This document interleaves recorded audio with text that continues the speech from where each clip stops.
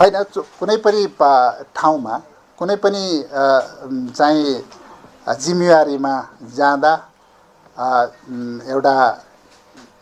एउटा एकताको प्रक्रियामा भन्नुस् कुनै पनि ठाउँमा सबैको सम्मान हुन्छ, आत्मसम्मान हुन्छ, स्वाभिमान हुन्छ।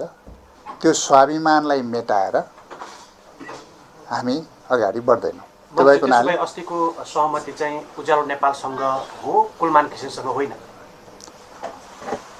मेरो त्यहाँ मैले भनिहालेँ नि, मैले साइन गरेकै थिएन त।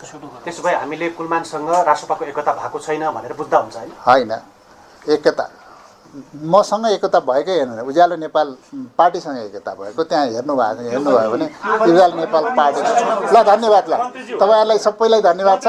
यति ल धन्यवाद। तपाईँ राष्ट्रपतिको सभापति हो कि होइन भोलिबाट? अहिले होइन,